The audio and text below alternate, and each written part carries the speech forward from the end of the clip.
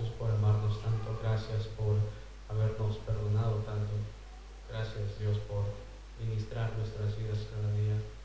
Queremos en esta hora, Señor Jesús, ser redarguidos, ser instruidos en ti, conocer, Dios, tu amor, conocer, Dios, tu carácter, tu naturaleza, a través de tu palabra. Bendice este púlpito, bendice a Pastor Stan, o Mauricio, Dios, que están yendo ahora para hacer la bendición también con la conferencia toda. Gracias, Dios, por todo. Tu nombre, Jesús.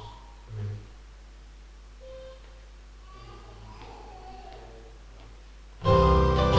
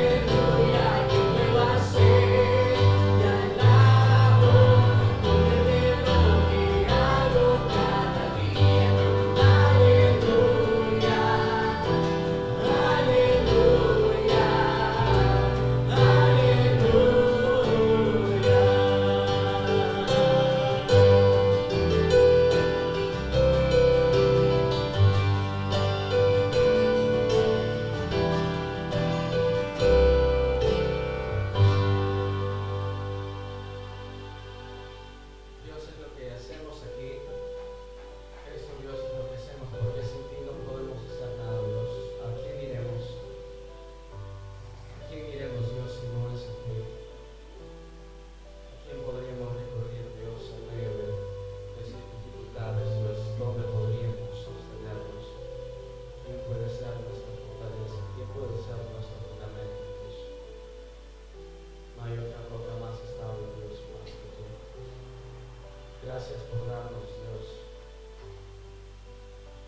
tu fidelidad, Padre Santo, es inmensurable.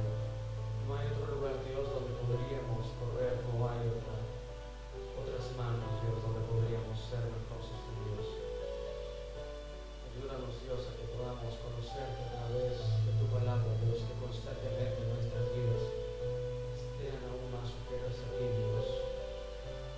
Nuestra vida, Dios, sea inclinada constantemente mientras te conocemos a ti, Dios. Gracias por tu fidelidad. Gracias, Dios. Te alabamos en esta hora. Queremos, Dios, adorarte también, Padre, a través de tu palabra, escuchando de ti, recibiendo de ti, Señor Jesús. Tienes algo que decirnos, Dios, y queremos oírlo. Gracias, Dios, por darnos esta vida aquí, Jesús. Gracias, Padre, en tu nombre, Dios. Amén.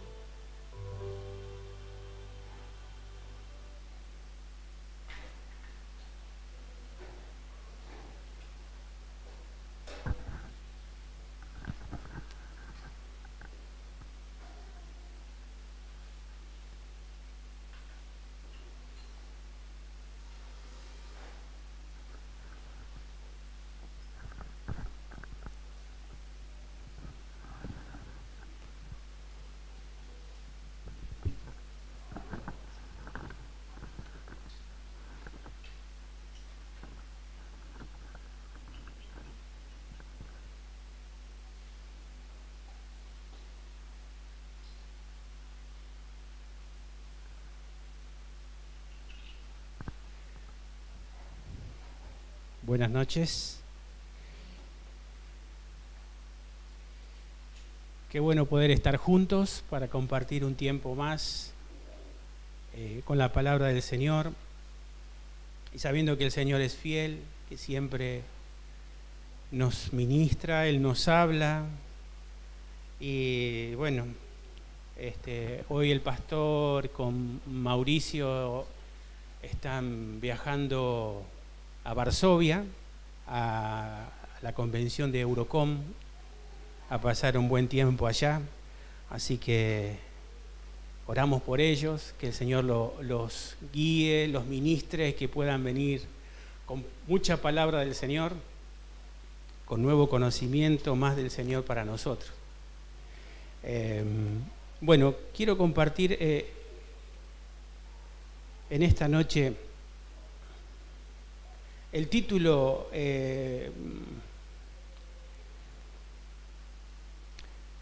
fue un poco que luché un poquito con respecto al título, porque una de las sugerencias del pastor fue un mensaje que él pasó, nos pidió que pudiéramos estar compartiendo. Y bueno, voy a compartir algunas cosas sobre este tema, edificándonos a nosotros mismos. Y quiero que vayamos a Éxodo, capítulo 3. Éxodo, capítulo 3. Yo voy así despacito.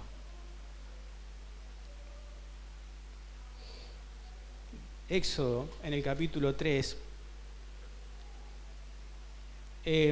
habla acerca del llamamiento de Moisés, pero quiero que leamos acerca del versículo 7 en adelante.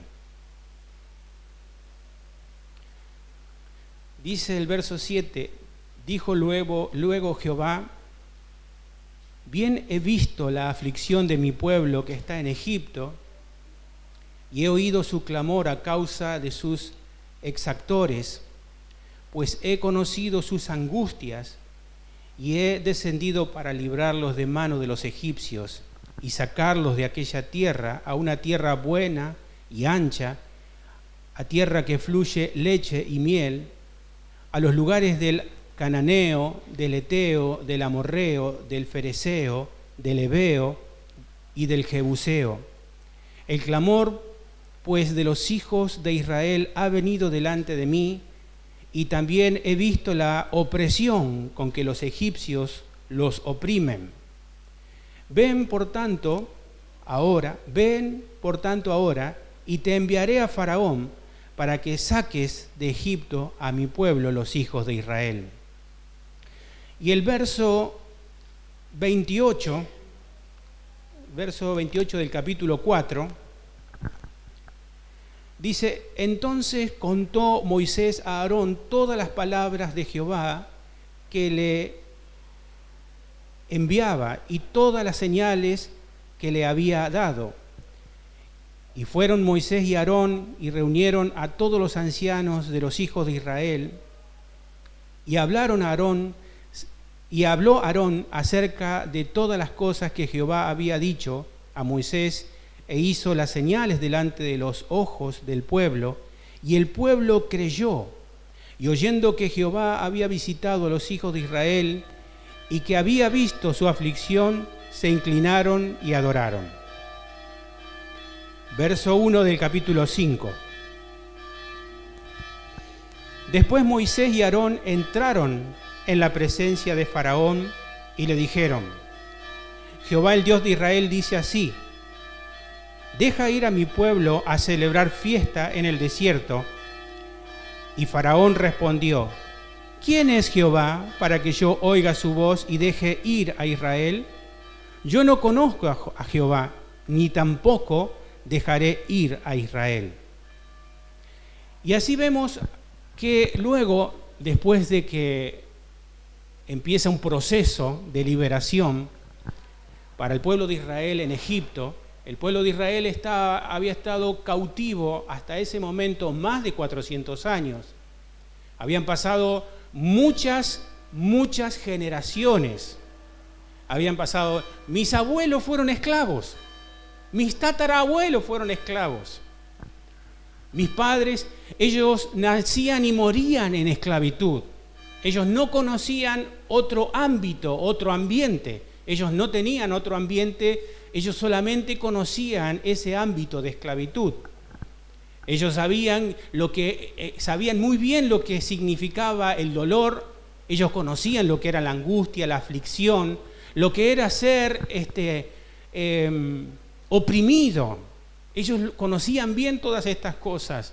Sabían lo que era estar sujeto, sumiso, obedecer, porque si no los golpeaban y los maltrataban. Y dice que estas cosas subieron a oídos delante del Señor, y el Señor vio la aflicción, y Él vio, dice, cómo el pueblo de Israel era afligido y angustiado. Y bueno, va a Moisés y lo envía a Moisés. Y ahí comienza con Faraón un proceso en el cual, como dice el pastor, nos enseñaba en el Instituto Bíblico cuando estuvimos dando Éxodo hace unos días atrás, en Bosquejos de la Biblia, cómo Dios tuvo tanta paciencia con Faraón. Porque Dios hubiese dicho en un momento, bueno, decirle a Faraón que deje ir a mi pueblo y listo, si no quiere, bueno, yo voy a interrumpir, ahí los voy a sacar, porque Dios tenía el poder. Pero Dios trató con Faraón. 10 plagas vinieron sobre Egipto para que el corazón de Faraón se diera cuenta de quién era Dios, pero Faraón no quiso. Luego, después de las 10 plagas, el pueblo de Israel sale de la cautividad. Ellos salen contentos, ellos salen alegres, ellos se dan cuenta las maravillas que Dios había hecho a través de estas 10 plagas y de cómo la mortandad de los primogénitos había tocado tan profundo al pueblo egipcio que los egipcios dijeron: llévense todo, tomen todos, váyanse. Y con el pueblo de Israel salió una gran multitud de personas que no eran judíos, de otras naciones y con mucho ganado. Ellos salieron de Egipto con muchas riquezas, muchas cosas, pero al salir y caminar un trecho, ellos se encuentran con el mar y nosotros todos conocemos que Faraón se despierta de ese momento de dolor y persigue al pueblo de Israel para destruirlos. Con mucho furor, con mucho odio, él va en busca del pueblo de Israel para destruirlos. Ellos claman a Dios en ese momento de desesperación. Ellos están desesperados frente a esa necesidad porque tenían el mar enfrente y detrás lo tenían a Faraón. Y el Señor le dice a Moisés que extienda la vara y el mar se abrió. Ellos pasan por el mar en seco hacia el otro lado del mar y ellos pueden ver con sus propios ojos la derrota de Faraón y la gran victoria que ellos tienen en ese momento en sus manos y la sensación de libertad que ahora ellos comienzan a experimentar. Ellos en esa tarde, esa mañana, ese mediodía que cruzaron el Mar Rojo, hicieron una celebración, danzaron, se alegraron, adoraron a Dios, reconocieron a Dios lo que había hecho. Ellos estuvieron en ese momento de tanta alegría y tanto gozo. Pero dice la palabra que pasaron 3 días después de estar caminando, pero su corazón se volvió, ellos volvieron nuevamente a quejarse y a murmurar. No tuvieron un momento de luz o un momento de meditación, por lo menos, de pensar en lo que Dios había hecho allá en Egipto, de lo que Dios había hecho con Faraón en medio del Mar Rojo. Ellos no pensaron, ni siquiera meditaron en esas cosas, sino que se quejaron, porque llegaron a un lugar donde no había agua, y ellos dijeron: ahora encima las aguas que hay son amargas, ¿qué vamos a hacer aquí? Era mejor morirnos allá en Egipto que morir acá en el desierto. Y Moisés, el Señor le habla a Moisés y el Señor les da agua, les provee del agua.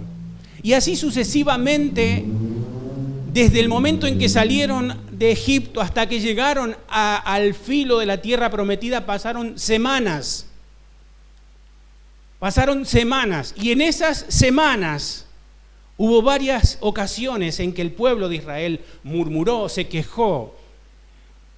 Pero llegando al filo de la tierra prometida, el Señor les dice que envíe espías, y lo vamos a ver en Números, en el capítulo 11 de Números.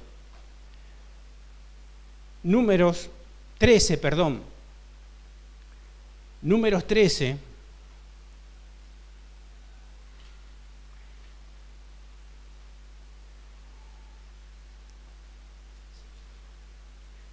Ellos llegan hasta ese lugar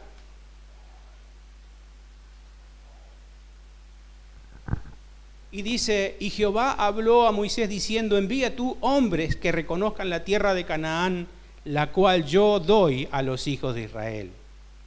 De cada tribu de sus padres enviaréis un varón, cada uno príncipe entre ellos. Uno de cada tribu. Eran 12 espías los que iban a reconocer la tierra. Y yo sé que ustedes me están diciendo, estarán pensando: pero todo esto ya lo conocemos. Yo sé que todo esto lo conocemos. Pero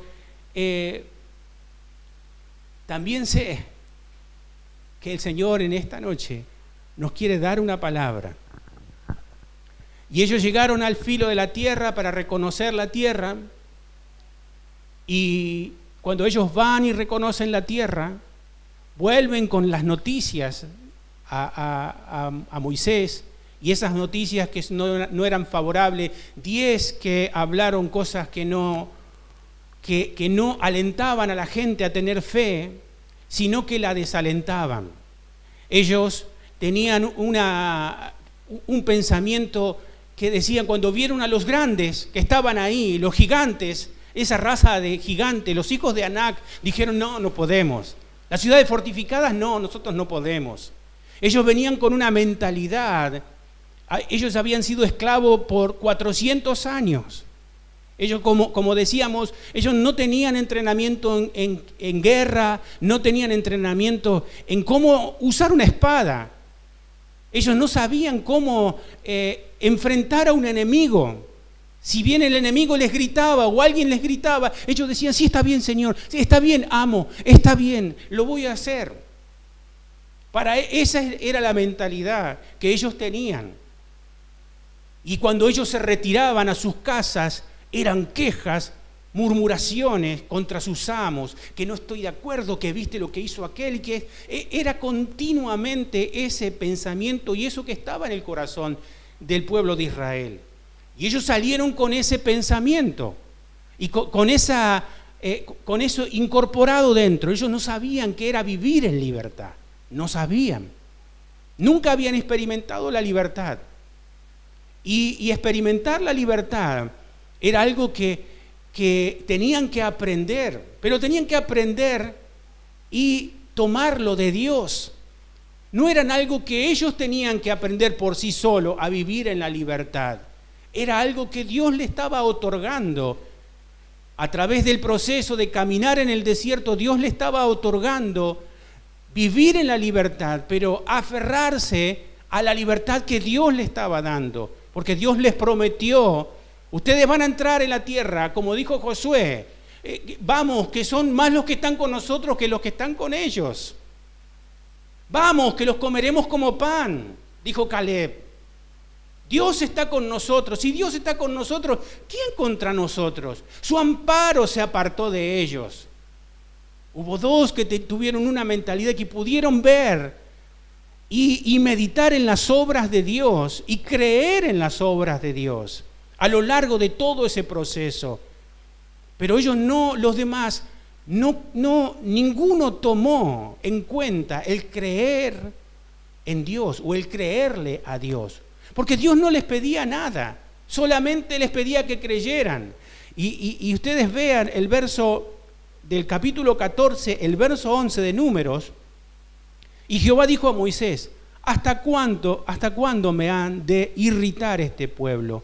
¿Hasta cuándo no me creerán? No me creerán con todas las señales que he hecho en medio de ellos. Estas eran las palabras de Dios, el Señor, hablándole a Moisés.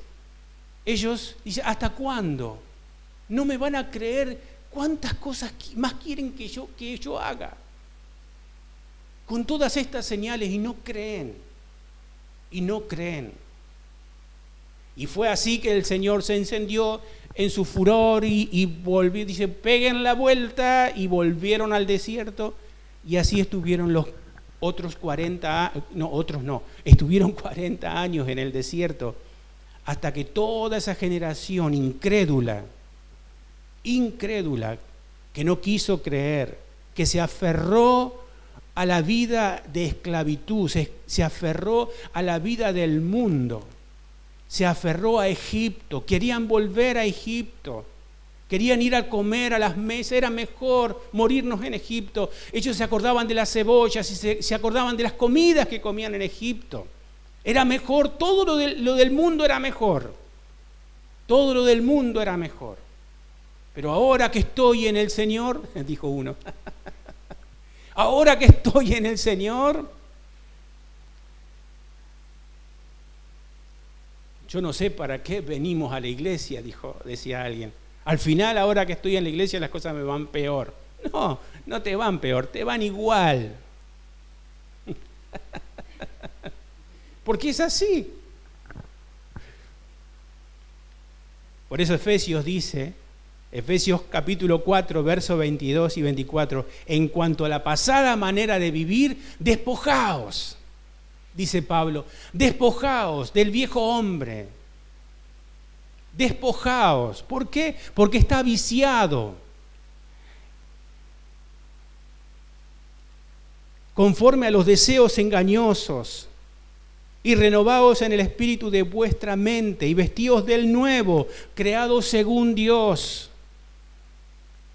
Dios quería crear en el corazón del pueblo de Israel una imagen y una seguridad en el pueblo para que el pueblo pudiera entrar a conquistar la tierra con el corazón que tuvo Caleb y Josué.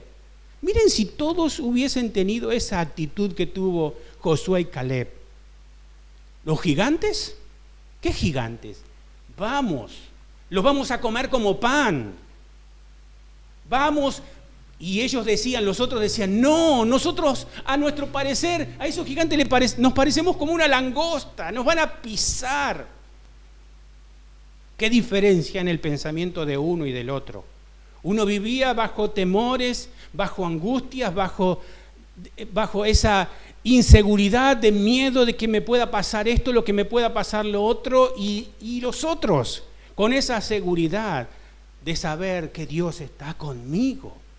Vamos, Dios está conmigo. Yo quiero hablar 3 puntos, rapidito así, 3 cosas que nosotros debemos considerar para poder permanecer y edificarnos a nosotros mismos. Hay veces que uno dice, bueno, yo quisiera edificarnos a nosotros mismos, pero bueno, vemos. Considerar que Dios, primero, punto número 1, considerar que Dios me ama. Y cuando hablamos de considerar, una vez el pastor habló, que esto a mí me quedó grabadísimo en mi mente, cuando él habló en Romanos 6, cuando él decía, sabiendo que nuestro viejo hombre fue crucificado, sabiendo, yo sé que mi viejo hombre fue crucificado, entonces debo considerarme muerto al pecado y vivo para Dios. Entonces, yo sé que he sido crucificado y ahora yo tengo que considerar en mi vida que he muerto al pecado, pero estoy vivo para Dios. Estas 2 cosas, saber y considerar, son tan importantes para nosotros hoy. Para mí fue muy importante porque yo sabía, pero no consideraba muchos aspectos de la vida como creyente. No las consideraba. ¿Y saben qué? Considerar es aplicar fe a lo que estoy escuchando o sabiendo. Es aplicar fe. Es tener fe en lo que estoy considerando. Entonces, el primer punto es considerar que Dios me ama. Que el hecho no solamente de que Dios me ama, sino que soy amado por Dios, de que Él me ama y que soy importante para Él. Porque de tal manera Dios amó al mundo, de tal manera, de tal magnitud, de tal, no sé cómo poder decirlo, pero es tan grande, tan amplio, tan profundo el amor de Dios, de tal manera que envió a su único Hijo, porque Él me ama, porque Él me ama. En Juan 1, en Primera de Juan, capítulo 4, verso 9, 10, en esto se mostró el amor de Dios para con nosotros, en que Dios envió a su Hijo unigénito al mundo para que vivamos por Él. En esto consiste el amor, no en que nosotros hayamos amado a Dios, sino en que Él nos amó a nosotros y envió a su Hijo en propiciación por nuestros pecados. Él me amó, Él me ama. El otro punto es que sabemos que tenemos un Dios de gracia. Sabemos, pero no consideramos recibir gracia para nuestra vida diaria. Sabemos que Dios es un Dios de gracia, pero no consideramos recibir nosotros gracia todos los días, a cada instante, a cada minuto. Necesito y apropiarnos de la gracia de Dios. Porque gracia es algo que Dios me da, es algo que es algo bueno que Dios me da, que yo no merezco. Por eso Pablo dice en Gálatas 2:20, y lo que ahora vivo en la carne, ¿no es cierto? Lo que ahora vivimos en la carne, lo vivo en la fe del Hijo de Dios, el cual me amó. Él me amó. Pero yo lo que vivo hoy en la carne, en este cuerpecito, no lo vivo en la vieja naturaleza, lo vivo en la fe del Hijo de Dios. Lo vivo en la fe del Hijo de Dios, el cual a través de la fe me permite, por eso Pablo dice, el verso 21, y no desecho la gracia, lo cual a mí me permite vivir en fe y apropiarme, porque creo en sus promesas, porque creo en lo que Dios hizo, creo en la obra consumada del Señor. Yo creo en lo que Jesús hizo por mí en la cruz del Calvario. Creo que Él me perdonó, creo que Él me levanta, que Él me justifica. Yo creo. Entonces, y el otro punto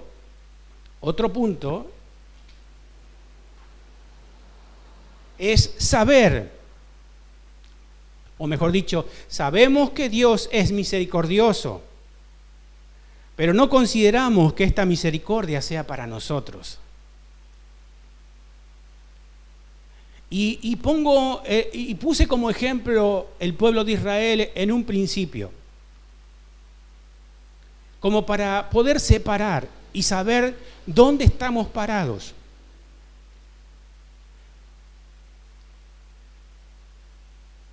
Ah, sí, para otros sí, para mí no sé, porque yo estoy viviendo, si vos supieras la vida que yo estoy viviendo, yo no sé si Dios tiene misericordia de mí. Aquella persona que está bien, que no tiene problemas, yo creo que Dios tiene mucha misericordia de él, pero no creo que tenga Dios misericordia de mí. En Hebreos 4:16 dice, acerquémonos pues confiadamente al trono de la gracia,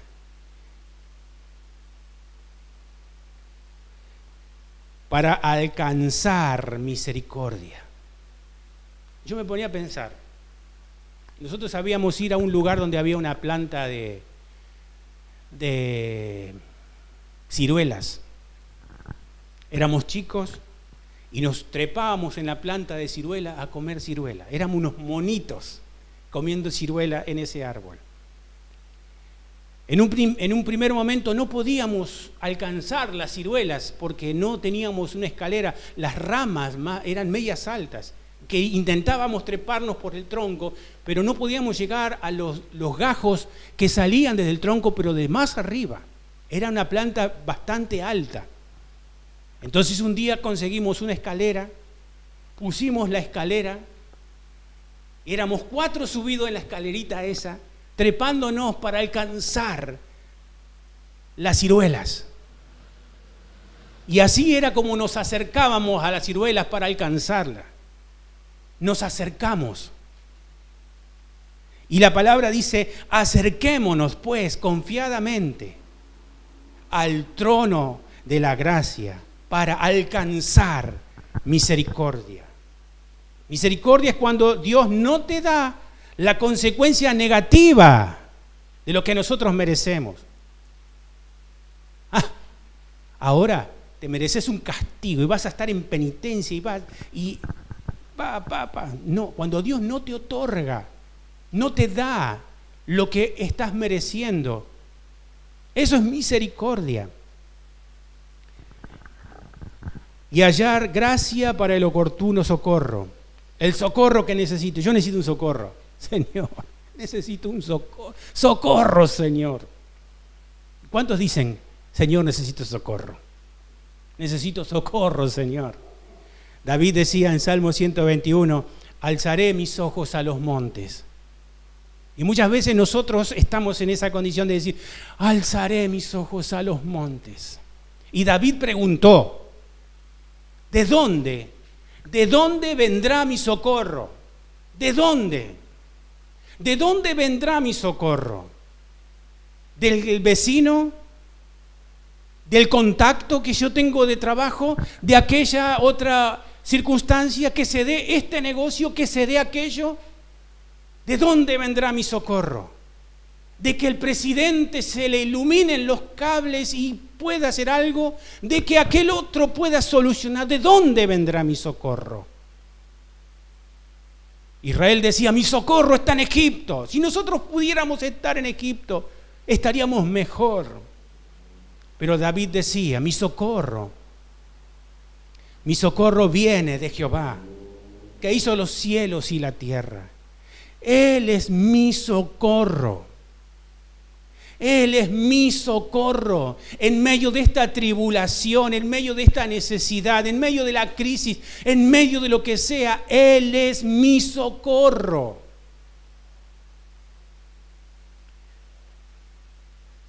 Gracia y misericordia es para cada minuto de nuestra vida diaria con Dios. Hace unos días atrás, una semana más o menos, me pide un matrimonio que hace muchísimos años que nos conocemos, si podía ir a visitarlos para poder tomar un tiempo para orar juntos. Y bueno, fui a verlos, y cuando me comenzaron a contar su problema, su necesidad, lo que ellos estaban pasando, una de las cosas que pude percibir, porque uno escuchando puede darse cuenta en la condición en la que está la otra persona y dónde está parada esa persona. Y bueno, ella me contaba, dice, mirá, estoy pasando un momento que me siento atribulado, estoy con esto, estoy pasando aquello, y por sobre todas las cosas, uno de los puntos era de que se sentía perseguida, atribulada por el diablo, que sentía de que de noche no podía descansar, no podía dormir, se levantaba con dolores en el cuerpo y todas estas cosas. Entonces, hablando, después de todo lo que la dejé que hablara un buen rato, yo le preguntaba, le digo, ¿vos entendés o sabés que Dios te ama? Sí, yo sé que Dios me ama, sí, yo sé que Dios me ama, pero todo lo que yo estoy pasando, ¿sabés que Dios te ama? Y ya la segunda vez que le dije, que le pregunté, es como que quedó, Dios te ama. Y hay un pasaje que a mí siempre me gusta y lo tengo muy presente en mi vida. Es que dice el Señor que mis ovejas me conocen y ellas oyen mi voz, dice el Señor, y yo las cuido y no van a perecer jamás, dice, ni nadie las va a arrebatar de mi mano, ni tampoco las van a arrebatar de la mano de mi Padre. Y siempre lo tengo presente esto, porque uno de los puntos en los cuales nosotros tenemos que estar para poder edificarnos a nosotros mismos es estar parados, primero, como dijimos, saber que Dios me ama, vivir en la gracia, permanecer en la misericordia del Señor y visualizar la palabra como punto de referencia para cada instante de nosotros. La palabra del Señor ha sido y es un punto tan importante para nosotros. Y empezando a hablar, yo le decía, mira, desde el punto de vista de la vieja naturaleza, nosotros vas a vivir en la queja, vas a vivir en la murmuración, en la depresión, en la angustia, vas a vivir juzgándote todo el tiempo y juzgando a los demás, criticando a los demás, condenándote a vos mismo. Pero si vivís en la nueva vida que es en Cristo, la nueva vida que es en Cristo es una vida de fe, una vida que cree en Dios. Dios está conmigo, el Señor está conmigo. Como el pueblo de Israel, ellos vivían en ese ámbito de no creer.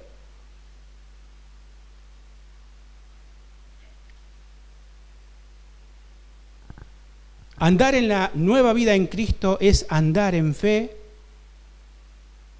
en la obra consumada de nuestro Señor. Reconocer la victoria del Señor, reconocer lo que Él hizo por nosotros, tener esa victoria presente todo el tiempo, porque a veces uno dice, bueno, nos preparamos para predicar el Evangelio, pero si nosotros no nos predicamos a nosotros mismos el Evangelio todos los días, de saber de que Cristo murió por mí, que Él dio su vida en la cruz del Calvario, que Dios lo hizo pecado para que nosotros fuésemos justicia en Él. Dios lo hizo pecado. Él vino para salvarnos, Él vino para redimirnos, Él vino para hacer la propiciación por nuestros pecados, para redimirnos. Y estar firme y convencidos en esa postura, en esa posición. No va a haber cosa que nos pueda mover. No va a haber circunstancia. ¿Por qué? Porque ahí en nosotros es cuando nosotros podemos decir, y sí, a los que aman a Dios, todas las cosas les ayudan para bien. Esto es conforme a los que han sido llamados, conforme al propósito de los que han sido llamados. Yo he sido llamado para salvación. Hemos sido llamados con un propósito. ¿Y qué podemos decir? ¿Qué nos podrá separar del amor del Señor? Tribulación, hambre, persecución. ¿Qué nos podrá separar del amor del Señor?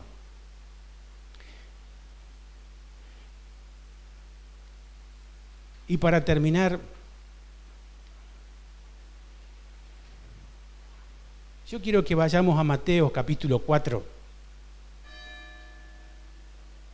Sonó la campana, al recreo. Mateo capítulo 4, versículo 35.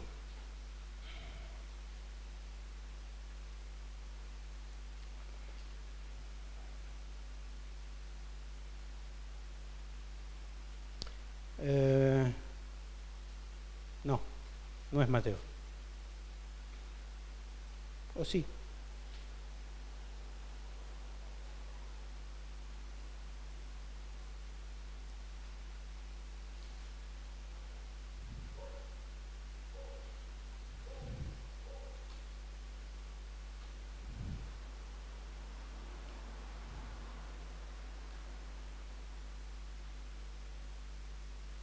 Se me fue el pasaje.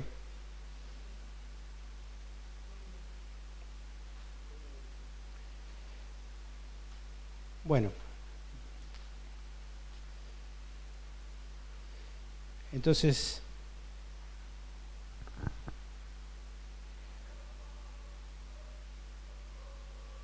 no es Marcos, perdón, Marcos.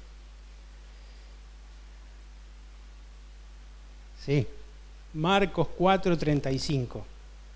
Dice, aquel día cuando llegó la noche les dijo, pasemos al otro lado. Y despidiendo a la multitud, le tomaron como estaba en la barca, y había también con él otras barcas. Y se levantó una gran tempestad de viento y echaban las olas en la barca, de tal manera que ya se anegaba.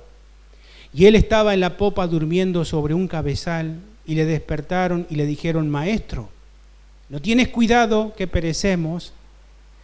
Y levantándose, reprendió el viento, y dijo al mar, calla, enmudece, y cesó el viento, y se hizo grande bonanza. Y les dijo, ¿por qué estáis así amedrentados? ¿Cómo? ¿No tenéis fe? Los discípulos salieron de una parte del mar de Galilea y Jesús les dijo, vamos al otro lado, pasemos al otro lado, vamos, suban, vamos al otro lado. y los tomó una gran tempestad, y Jesús durmiendo sobre un cabezal.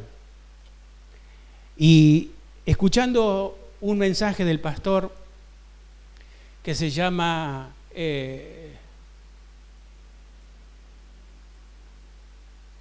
Tormentas Fabricadas. Los recomiendo si lo pueden escuchar. Este mensaje fue un mensaje que me mostró algunas cosas que en mi vida yo estaba como desviado en cuanto a lo que era el pensamiento de Dios. Jesús estaba durmiendo sobre un cabezal y dice que ni el agua que caía sobre su rostro, ni el viento que lo despertó a Jesús. Solamente lo despertaron sus discípulos, zamarreándolo y diciéndole: Maestro, ¿no tienes cuidado de nosotros que perecemos? Vamos a perecer. Ellos quizás habían trabajado tanto por mantener la embarcación sobre un rumbo, para mantener la embarcación que no se hundiera. Eran pescadores, personas experimentadas en el mar, no eran cualquier persona. Sabían cómo tomar, cómo ir por el mar, de acuerdo a cómo venía el viento, sabían. Y sacando el agua continuamente, pero era como que ya no supieron más qué hacer. Estaban turbados, con miedos. Dice que estaban amedrentados. Pero dice que Jesús se despertó porque los discípulos lo despertaron. Y Él les dijo: ¿qué pasó? ¿Por qué? ¿Dónde está su fe? Jesús dice que estaba durmiendo sobre un cabezal. ¿Quién podría hundir la barca estando Jesús en la barca? Esa fue la pregunta que yo me hice. ¿Quién podría? ¿Quién tuviera el valor o el poder para hundir la barca estando Jesús en la barca? Y me preguntaba, si hubiese hundido la barca,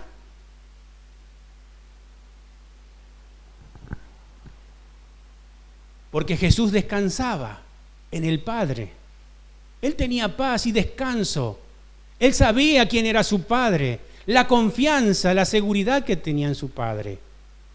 Ahora, también me preguntaba, ¿qué hubiese pasado si los discípulos no se hubiesen preocupado, no hubiesen quitado la vista de Jesús, no hubiesen quitado los ojos del Señor y saber, el Señor nos dijo que vamos a pasar al otro lado, vamos a pasar al otro lado? ¿Qué hubiese pasado si los discípulos se hubiesen sentado en la barca y las olas hubiesen pasado para acá y para allá? ¿Y qué hubiese? Yo me pregunto, si hubiese frustrado el diablo en gran manera, porque la victoria del diablo fue porque ellos se sintieron amedrentados, ellos se sintieron inseguros. Lo que el enemigo busca siempre es desenfocarte de la verdad, desenfocarte de quién eres. Soy un hijo, soy hijo. Desenfocarte de quién eres. El enemigo siempre está buscando ese punto de que no creas que eres amado, de que no pienses en gracia. No puedo recibir gracia porque yo merezco esto y merezco lo otro, y que no pienses que Dios es un Dios de misericordia. El enemigo quiere desviarte de todas estas cosas para que no creas, porque él sabe que si nosotros tenemos fe y, y no perdemos el enfoque en nuestro Señor, ¿Qué tormenta nos puede hundir? Pregunto. ¿Qué tormenta nos puede llegar a hundir? ¿Qué es lo que puede hacer que nosotros nos pueda derribar? Si Dios es por nosotros, ¿quién contra nosotros? Como dijo Caleb y Josué, vamos, los comeremos como pan. Su amparo se apartó de ellos. Dios está con nosotros. Y permanecer en esa seguridad todos los días. Porque por momentos yo siento que mi barca se me hunde. Y el diablo me viene y me dice, me habla y me habla a mis oídos y me dice, tu barca se está hundiendo. Tu barca se está hundiendo tu barca. No molestes más al maestro. Como muchos le dijeron a Jesús cuando la mujer cuando la niña había muerto y vino ese principal de la sinagoga y le dijo, Señor, mi hija está agonizando, no molestes más al maestro. El diablo te dice, no molestes más al maestro. Pero nosotros, nuestra mirada, nuestro enfoque. Y lo otro que me preguntaba, ¿qué hubiese pasado también si Pedro, cuando Jesús venía caminando en otra tempestad, caminando sobre las aguas, y Pedro lo vio? Primero se turbaron, tuvieron miedo, dijeron, un fantasma, ¿qué es esto? Y Pedro dijo, Señor, si eres tú, manda que yo vaya sobre las aguas. Pero en vez de haber dicho eso, si hubiese escrito, Pedro pensó y quiso caminar sobre las aguas, pero no se animó. Si se hubiese escrito eso, Pedro se animó a creer. Fue corto el lapso que tuvo, pero nuestros lapsos no son tan diferentes al de Pedro.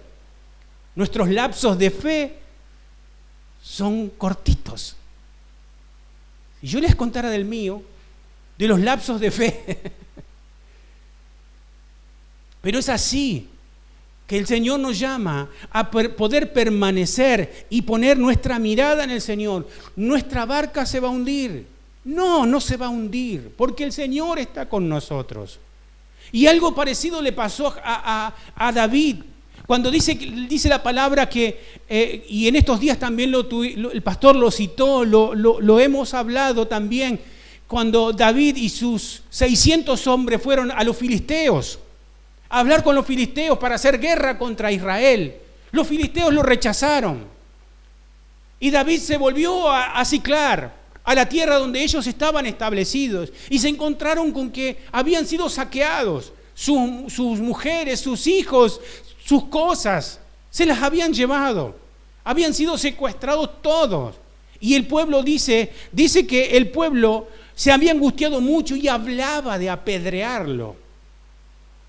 Encima que lo estaba buscando Saúl para matarlo. Ahora había ido para tener una alianza con los filisteos a ver si le iba bien, pero no le fue bien. Lo echaron, los filisteos dijeron, no, váyanse, no queremos saber nada con ustedes. Volvieron a Siclar, a su campamento, y se encontraron con todo esto. Encima la gente dice, vamos a matarlo a David, porque todo esto nos está pasando por seguir a David. ¿Qué hubiese hecho David? Y buscar la primera terminal de colectivo, me subo al colectivo y hasta Chile no paro. Pero David dice, se fortaleció en Jehová su Dios. Él meditó en las promesas. Es algo que nosotros todos los días debemos tener presente. Dios es por nosotros. Dios está con nosotros. Él pelea por nosotros. Él está con nosotros siempre. Y sentirse desamparado, como los discípulos. ¿Qué les pasó a ustedes? ¿Que no tenían fe? Ustedes tenían que haber tenido fe. Ustedes tenían que haber permanecido mirando, poniendo la mirada en mí.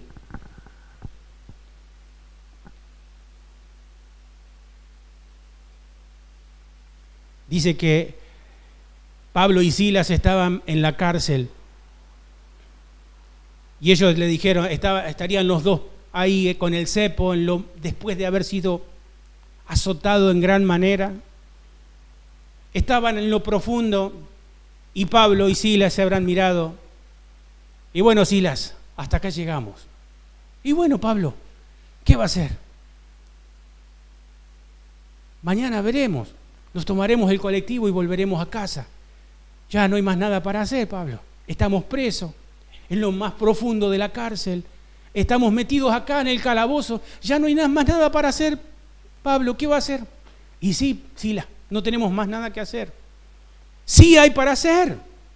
Ellos comenzaron a cantar y a entonar himnos y a adorar a Dios y a reconocer a Dios.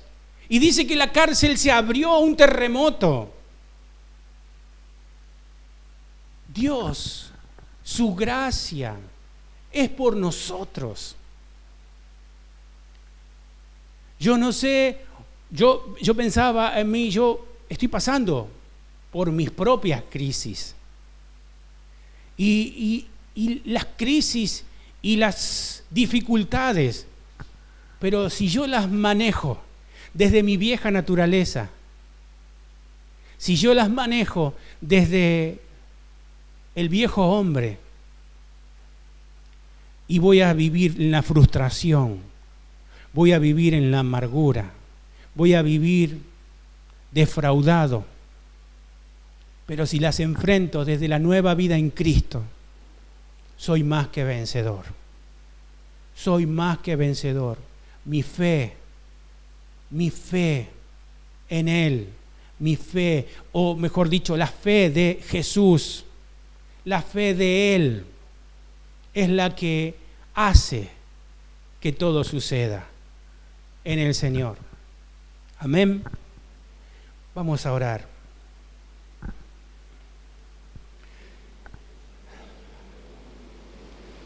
Señor, queremos darte gracias. Gracias por tu palabra, por hablarnos, Señor. Gracias porque nos posiciona tu palabra en un estado de victoria permanente. Porque tu palabra, Señor, nos abre el entendimiento de saber que somos amados, que somos aceptos, que somos tus hijos y que no hay nada, Señor, que pueda arrebatarnos de tu mano. No hay nada, Señor, y que la victoria ya fue dada en la cruz del Calvario hace 2000 años atrás para que nosotros hoy nos gocemos en medio de las tribulaciones, hoy nos alegremos en medio de las tribulaciones. Señor, sabiendo de que somos más que vencedores. Somos más que vencedores, Señor. Y no por nuestros méritos propios, ni tampoco por nuestras fuerzas, ni por nuestras habilidades. Somos vencedores porque tú nos has hecho vencedores, Señor. Porque tú nos has posicionado en la victoria del Cordero. Y desde aquí, Señor, podemos mirar a nuestros enemigos y decirles que están vencidos, derrotados, porque tú los has vencido. Yo te doy gracias, Señor. Gracias por esta palabra, Señor. Porque hoy tú una vez más nos posicionas en la libertad de los hijos de Dios. Nos introduces al reposo por el cual, al reposo que tú, Señor, nos diste